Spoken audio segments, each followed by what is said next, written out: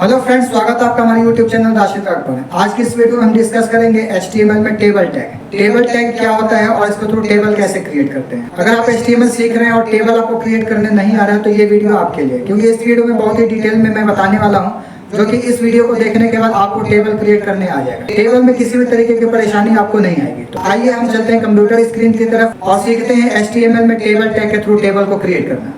HTML में table create करने के लिए कुछ बेसिक चीज़ को समझेंगे। तो इसके लिए जैसे आपको टेबल बनाना है तो यहाँ से सपोज इस तरीके से आप टेबल बनाते हैं। इसमें आपको सीरियल नंबर का एक कॉलम बनाना है, तो ये आपका हो गया सीरियल नंबर। दूसरा आपको बनाना है कोर्स का नाम, तो दूसरा एक कॉलम हो गया। तीसरा आपका फीस स्ट्रक्चर, तो ये तीसरा कॉलम हो गया।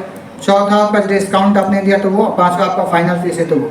इस तरीके से 5 आपका कॉलम क्रिएट करना है। तो टेबल में हम TR और TD का यूज़ करके इस डेटा को क्रिएट करेंगे। अब इसको हम समझते हैं यहाँ पर। फिर अगर आपको रो क्रिएट करना है तो इस तरीके से पहला आपका डेटा इसमें भरा जाएगा, दूसरा डेटा हमारा इसमें भरा जाएगा, तीसरा डेटा हमारा इसमें भरा जाएगा। तो ये जो हम रो बना रहे हैं इस रो को भी हम HTML के थ्रू क्रिएट करेंगे। अब इसमें सपोज आपको यहाँ पर सीरियल नंबर लिखना है, तो यहाँ पर हम लिखते हैं सीरियल नंबर। आप यहाँ पर लिख देते हैं सीरियल नंबर। इसके बाद से नेक्स्ट हम अगर यहाँ पर कोर्स लिखते हैं सपोज, तो यहाँ पर हमारा ये कोर्स हो जाता है, तो ये कोर्स हमारा हो जाएगा। फिर यहाँ पर आपका फीस जो होगा वो फ़ी आपका हो जाएगा। यहाँ पर आपने अगर कुछ डिस्काउंट दिया तो डिस्काउंट हम बना देते हैं। और फाइनल फीस हमारा हो गया, तो यहाँ पर सपोज F फीस लिख देते हैं। ठीक है, तो ये हमारा एक स्ट्रक्चर बन गया।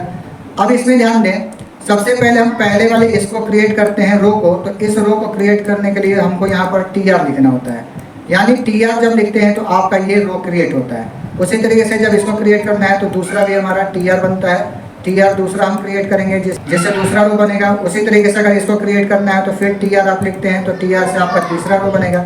यानी जितने रो बनाने उतना TR लिखना है। इसके लिए भी TR लिखना है, इसके लिए भी TR लिखना है। ये सारे हमारे TR होते हैं। इसको जब क्रिएट करना है तो ये जब क्रिएट करते हैं तो ये हमारा TD होता है। यहाँ से कलर हम चेंज कर लेते हैं। तो जब ये TD लिखेंगे तो TD से आपका होता है टेबल डेटा। इन सभी को बनाने के लिए हम TD का यूज़ करेंगे। ठीक है, तो यहाँ पर सभी के लिए हमको क्रिएट करना पड़ेगा TD। तो ये हमारा TD हो जाएगा। फिर नेक्स्ट को जब हम क्रिएट करेंगे तो नेक्स्ट को इसको भी क्रिएट करने के लिए हमको TD लिखना पड़ेगा। यानी जितने भी TD आप लिखते हैं उतने आपके कॉलम बनते हैं। ये भी हमारा TD हो गया, ये भी TD हो गया, ये भी TD हो गया। ये सारे हमारे TD कहलाते हैं। इस तरीके से TR और ये हमारा TD।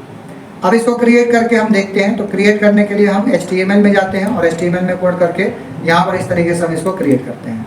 ठीक है, तो HTML में टेबल क्रिएट करने के लिए सबसे पहले यहाँ पर हमको टेबल टैग ओपन करना होता है। टेबल टैग ओपन करते हैं और नीचे यहाँ पर टेबल टैग को हम क्लोज कर लेते हैं।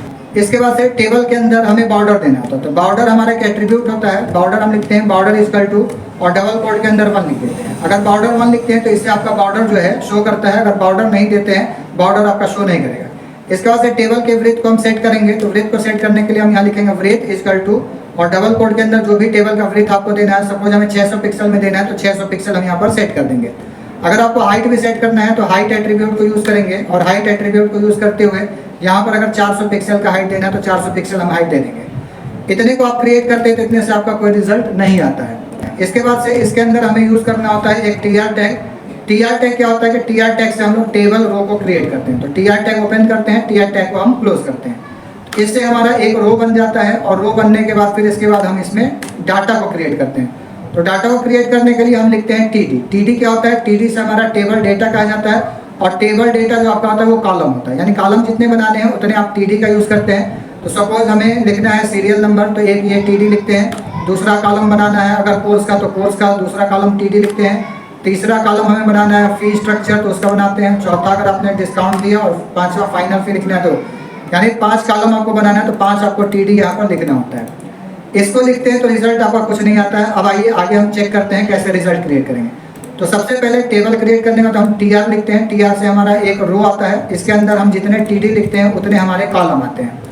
यहाँ पर जैसे हमें सीरियल नंबर लिखना है तो यहाँ पर हम लिखते हैं सीरियल नंबर, तो ये हमारा एक कॉलम आ जाएगा। फिर यहाँ पर कोर्स नेम अगर हम लिखते हैं तो यहाँ लिख देते हैं कोर्स नेम, तो यहाँ से आपका दूसरा कॉलम आ जाएगा। फिर यहाँ पर हम फी स्ट्रक्चर लिखते हैं तो यहाँ पर लिख देते हैं फी स्ट्रक्चर, तो फी स्ट्रक्चर हमने लिख दिया, तो ये तीसरा कॉलम आ गया। यहाँ पर आपने अगर डिस्काउंट कुछ दिया तो डिस्काउंट फीस हमने लिख दिया, तो अगला कॉलम आ जाएगा। और फिर अगला हम लिखते हैं फाइनल फीस, तो यहाँ पर हम लिख देते हैं फाइनल फीस। तो हमने 5 कॉलम को क्रिएट किया जो कि TD जितनी बार लिखेंगे उतनी बार आपका कॉलम जनरेट होगा। तो इसको सेव कराते हैं और सेव कराने के बाद इसके रिजल्ट को हम चेक करते हैं। तो यहाँ से हम इसको ओपन करते हैं। ओपन करते ही यहाँ पर आपका रिजल्ट सामने आ चुका है। तो यहाँ पर आप देखते हैं serial number, course name, fee structure, discount fee और फाइनल फी। ये टीडी लिखने की वजह से आपका कॉलम बनता है। इस तरीके से हम इसको जनरेट करते हैं। अब कुछ हम बेसिक चीज़ें समझते हैं। जैसे यहाँ पर हाइट आपने पहले से 400 दे दिया, इस वजह से इसका हाइट आपका 400 आपका दिखा रहा है। तो जनरली अगर आप हाइट नहीं देते हैं तो कंप्यूटर ऑटोमेटिक इसके हाइट को रीड कर लेता है। तो हाइट को यहाँ पर हम फिलहाल मिटा देते हैं और इसके बाद सेव कराने के बाद इसको हम रिफ्रेश करते हैं। तो यहाँ पर आप देखते हैं तो यहाँ पर आपका एक रो बनकर आ गया और रो के अंदर ये हमारे डेटा जो है, ये डेटा हमारे जनरेट होकर आ गए। तो इस तरीके से हम रो को जनरेट करते हैं। अब यहाँ पर सीरियल नंबर हमको 5 देना है और 5 कोर्स का नाम लिखना है, उनका फी स्ट्रक्चर, डिस्काउंट और फाइनल फी इनको देना है। तो इसको हम कैसे करेंगे? तो इसको करने के लिए जनरली हम यहाँ पर जो पहला हमने रो बनाया, इसी रो को और इस कॉलम को हम सेम कॉपी पेस्ट कर लेंगे। तो नेक्स्ट हमें एक सीरियल नंबर 1 बनाना है, तो इसको पूरे को कॉपी करते हैं, एंटर लगाते हैं और उसके बाद यहाँ पर हम इसको पेस्ट कर देते हैं। अब यहाँ टीआर लिखा आपने, तो टीआर से आपका दूसरा रो खुलेगा, जो कि ये दूसरा वाला रो आपका बनकर तैयार होगा। ये वाली रो पूरी हमारी बनेगी, ठीक है। इस रो को बनाने के लिए हमने टीआर का यूज़ किया और फिर इसके अंदर हम टीडी लिखें। तो यहाँ पर हमने लिखना है टीआर, टीआर से अगला रो खुलेगा। फिर यहाँ पर सीरियल नंबर हमको 1 लिखना है तो 1 लिख देते हैं। कोर्सेज में सपोज हमको HDST लिखना है तो HDST लिख दिया। फी स्ट्रक्चर में सपोज फी टोटल 40,000 है तो आप यहाँ 40,000 लिखेंगे। डिस्काउंट फी में सपोज आपने 15,000 अगर आपने डिस्काउंट दे दिया तो 15,000 लिखेंगे। और फाइनल फी में 25,000 आपका फाइनल फी लेना है तो 25,000 लिखेंगे। सेव करते हैं। इसके बाद इसको रिजल्ट देखते हैं। यहाँ पर आकर F5 से रिफ्रेश करेंगे तो यहाँ देखते हैं तो सीरियल नंबर 1 ये आपका कोर्स, ये टोटल फी हो गया और डिस्काउंट कितना दिया, फाइनल फी क्या है, ये आपका बनकर तैयार हो गया। यानी दूसरा ही आपका जो क्रिएट कर रहे हैं सीरियल नंबर 1 ये कोर्स वाले, इसको भी हम टीआर से पहले रो क्रिएट करेंगे और फिर जितना ये डेटा फिल कर रहे हैं हर एक डेटा के लिए हम टीडी का यूज़ कर रहे हैं। तो फ्रेंड्स इस तरीके से हम टेबल रो को क्रिएट करते हैं। अगर और कोर्सेज हमें इसमें ऐड करने हैं तो सेम इसी तरीके से सेम डेटा को कॉपी पेस्ट कर देना है। तो आइए यहाँ पर हम कॉपी पेस्ट करते हैं। यहाँ टीआर अगला रो करना है तो कॉपी करते हैं, एंटर दबाते हैं, फिर यहाँ पेस्ट कर लेते हैं दूसरे कोर्स के लिए, ये पेस्ट करते हैं तीसरे कोर्स के लिए, ये पेस्ट करते हैं चौथे कोर्स के लिए। 4 हमने पेस्ट कर दिया। अब बस डेटा को आपको चेंज कर देना। तो यहाँ 1 को हमने कर दिया 2, कोर्स HDST को हमने कर दिया ADCPA और टोटल फी सपोज हमने 30,000 रखना तो 30,000 कर दिया। 15,000 डिस्काउंट अगर आपने दिया तो 15,000 यहाँ पर आपने लिख देना है। इसके बाद अगला टीआर खोला तो टीआर से फिर रो बनेगा, टीडी से डेटा आपका बनेगा। तो यहाँ पर फिर सीरियल नंबर 3 कर देते हैं, कोर्स का नाम हम O लेवल कर देते हैं और कोर्स की फ़ी मान लीजिए हम 30,000 कर देते हैं। 15,000 डिस्काउंट होकर 15,000 रुपया आपका यहाँ पर दिख रहा है, आपने यहाँ लिख दिया।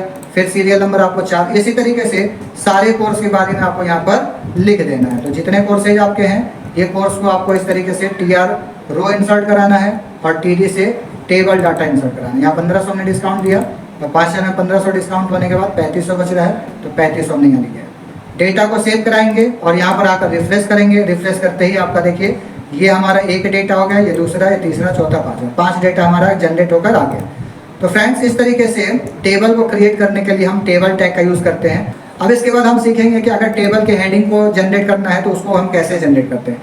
जैसे यहाँ पर serial number, course name, fee structure लिखा हुआ है तो इसको हम चाह रहे हैं कि इसको हम बोल्ड कर दें, डार्क कर दें। तो बोल्ड करने के लिए जो हमने टीडी यूज़ किया उसके जगह पर हम टीएच को यूज़ करते हैं।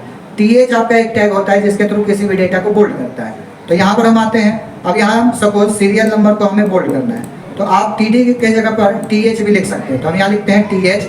टीएच से आपका क्या होता है, टेबल हेडिंग बोलते हैं। जब टीएच खुला तो टीएच को आप बंद करेंगे।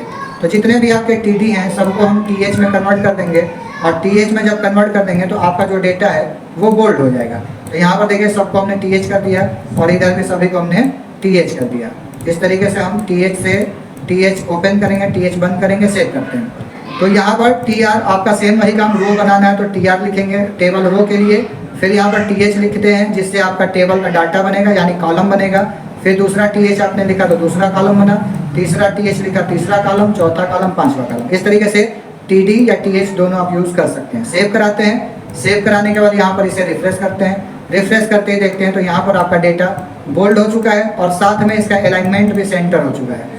इस तरीके से अगर आपको हेडिंग जनरेट करना है तो हम इसका यूज़ करते हैं। तो फ्रेंड्स अगर आपको हमारी वीडियो पसंद आई हो तो वीडियो को लाइक करें, शेयर करें। अगर आप हमारे चैनल पर न्यू हैं तो चैनल को सब्सक्राइब करना ना भूलें।